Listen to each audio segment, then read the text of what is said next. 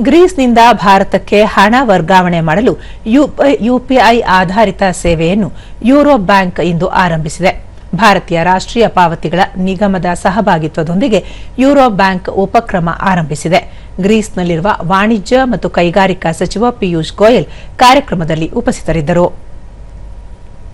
ಈ ಕುರಿತಂತೆ ಸಾಮಾಜಿಕ ಮಾಧ್ಯಮದಲ್ಲಿ ಮಾಹಿತಿ ಹಂಚಿಕೊಂಡಿರುವ ಅವರು, ಯೂರೋ ಬ್ಯಾಂಕ್ನ ಈ ಸೇವೆ ಭಾರತದ ಡಿಜಿಟಲ್ ಪಾವತಿ ಪರಿಸರದ ಜಾಗತಿಕ ವಿಸ್ತರಣೆಯಲ್ಲಿ ಮತ್ತೊಂದು ಪ್ರಮುಖ ಮೈಲುಗಲ್ಲಾಗಿದೆ.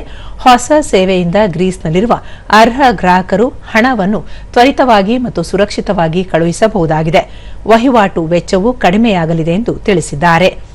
ಯುಪಿಐನ ಜಾಗತಿಕ ಸ್ವೀಕೃತಿ ಮತ್ತು ಮೆಚ್ಚುಗೆಯು ತಂತ್ರಜ್ಞಾನ ಆಧಾರಿತ ಪರಿಹಾರೋಪಾಯಗಳನ್ನು ಸೃಷ್ಟಿಸುವ ಪ್ರಧಾನಿ ನರೇಂದ್ರ ಮೋದಿ ಅವರ ದೃಷ್ಟಿಕೋನದಲ್ಲಿ ಇಟ್ಟಿರುವ ವಿಶ್ವಾಸವನ್ನು ಬಿಂಬಿಸುತ್ತದೆ ಎಂದು ತಿಳಿಸಿದ್ದಾರೆ.